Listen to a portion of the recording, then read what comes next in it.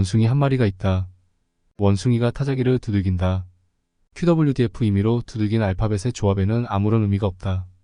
다만 알파벳 조합이 어떤 의미를 갖게 되는 경우가 있다. 요 is name what처럼 말이다. 이처럼 의미가 있는 알파벳의 조합을 단어라고 한다. 이 최소 단위의 알파벳 조합은 각기 의미가 다르다. 요가 하는 역할은 그 소유주를 밝히는 역할이다. name은 그것의 이름이다. 즉 알파벳이 어떻게 배열되느냐에 따라 하는 역할이 달라진다. 동작을 가리키면 동사, 상태를 설명하면 형용사, 이름을 가리키면 명사다. 이렇게 단어가 어떤 역할은 다르다. 단어가 하는 역할로 분류한 것이 품사라고 한다. 영어에는 8개의 품사가 있다고 배운다. 명사, 대명사, 동사, 형용사 그리고 부사, 전치사, 감탄사, 접속사가 있다. 눈치를 챘겠지만 모두 사로 끝난다. 또한 나열하는 과정에서 그리고라는 접속사를 사용했다.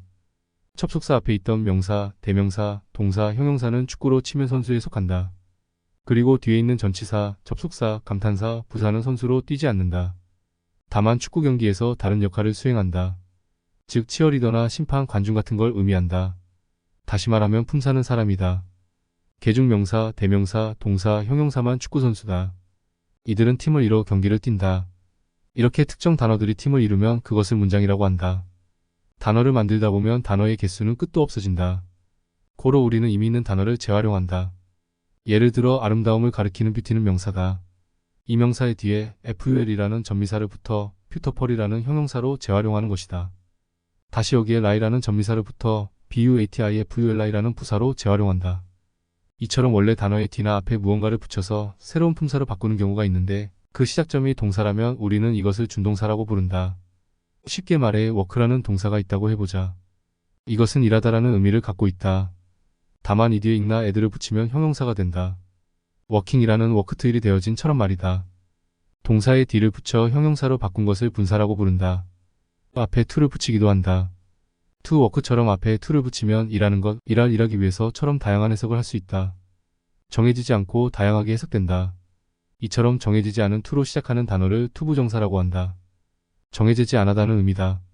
마지막으로 ing를 붙여 working이라는 것 이렇게 명사로도 활용할 수 있다. 이것은 동명사다. 다시 말해 동명사, 분사, 투부정사 이 셋을 통틀어준 동사라고 부르는데 영어는 문장의 순서가 어떻게 배열되느냐, 문장이 어떻게 앞과 뒤의 형태가 어떻게 변화되느냐, 극소어로 품사와 성분을 구분해낸다. 축구팀에는 반드시 골키퍼가 한 명 들어간다. 한 명도 없을 수도 없지만 2명이 나올 수도 없다. 축구장에는 명사, 형용사, 대명사, 동사가 들어간다. 이 선수들은 간혹 정해지기도 했지만 다른 포지션에 들어갈 수도 있다. 다만 동사는 무조건 동사의 위치에만 들어간다. 모든 축구팀에서 한 명의 역할을 하는 골키퍼를 동사라고 해보자. 골키퍼는 다른 포지션에서 뛰지 않는다. 무조건 골키퍼 포지션에서 뛴다. 그래서 골키퍼가 들어갈 자리는 골키퍼 자리다. 모든 선수는 공격수, 수비수 등의 포지션에 배치받는다. 명사는 공격수, 형용사는 수비수 이런 식이다. 이처럼 공격수, 수비수처럼 팀에는 포지션이 있다. 이 자리 이름을 성분이라고 부른다. 문장의 성분에는 주어, 동사, 목적어, 보어가 있다. 눈치를 챘겠지만 모두 어로 끝이 난다. 간혹 품사와 성분을 헷갈리는 경우가 있지만 품사는 사로 끝나고 성분은 어로 끝난다. 이제 의문이 있다. 어째서 다른 품사는 모두 사로 끝나는데 동사는 사로 끝날까? 이유는 이렇다. 동사의 자리에는 무조건 동사만 들어가기 때문이다. 굳이 다른 이름을 사용할 필요가 없다. 간혹 축구 해설위원들은 골키퍼를 골키퍼라고 부른다. 대체로 다른 선수들은 이름을 불러주는 반면 골키퍼는 골키퍼라고 부른다. 고로 골키퍼의 자리는 골키퍼가 들어가는 것처럼 동사의 자리는 동사가 들어간다. 지금까지 축구를 예로 영어 문법에 대한 설명을 했다. 이제 본격적으로 영어 문법에 대한 이야기를 해보자. 우리말에는 조사라는 것이 있다. 흔히 말하는 는, 이가, 을과 같은 것이다.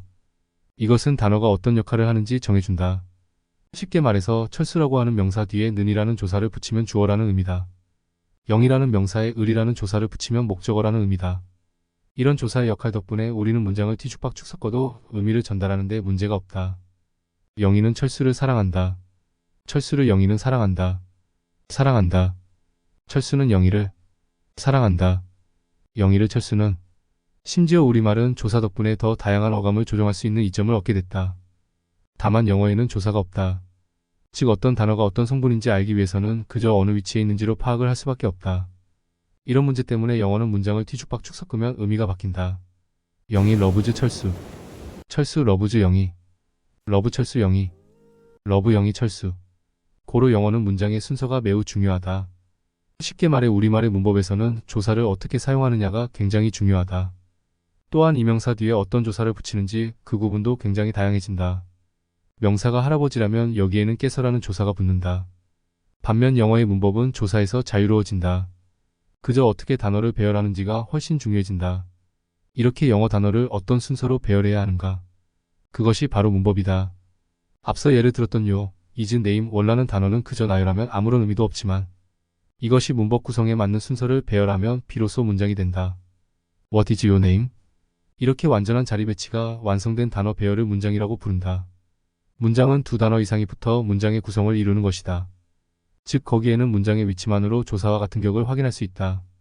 이렇게 최소 단위로 형태를 이룬 문장을 절이라고 부른다. 그렇다면 단어가 둘 이상이 배열되어 있으면서 의미는 있지만 형식을 갖고 있지 않은 것은 무엇이라고 부르나? 오마이가드. 우리는 이렇게 구성된 영어 단어를 만난다. 이것은 분명 문장은 아니다. 다만 둘 이상의 단어가 붙어있고 의미가 있다. 이런 문장의 조합을 구라고 부른다. 쉽게 말해 언어는 구와 절로 이루어져 있다. 이것을 구절이라 한다. 구와 절은 번갈아 가며 최소 단위의 의미를 전달하고 그것이 일관성 있는 하나의 소주제를 갖게 되면 그것은 문단이 된다. 문단은 대체로 작은 하나의 단위를 갖고 있다. 수능에서 나오는 짧은 지문들은 대개 도입, 본론, 결론처럼 세 단계 문단으로 나눠진다. 수능에 나오는 지문의 경우에는 꽤 짜임새 있는 방식으로 여러 형식의 글을 만날 수 있게 해준다. 대체로 18번 문제의 경우는 편집글, 19번 문제의 경우 수필이나 일기문 그 밖의 주장문, 설명문, 알림문, 통계문 등이 나온다. 글을 많이 읽다 보면 대체적으로 이런 글의 종류에 따라 중요한 부분이 있다는 사실을 알게 된다. 편지글의 경우에는 목적 없이 쓰는 경우는 없다. 고로 편지글에서는 어떤 목적으로 편지를 썼는지를 빠르게 파악해야 한다. 일기문의 경우에는 필자의 감정과 분위기를 파악할 수 있는지를 묻는다. 주장문의 경우에는 필자가 주장하는 바를 알아야 한다. 무엇을 말하고자 하는지가 반드시 있다. 주장문은 팩트가 아니라 의견이 등록한다. 설명문은 독자가 모를 만한 사실에 대한 설명을 한다.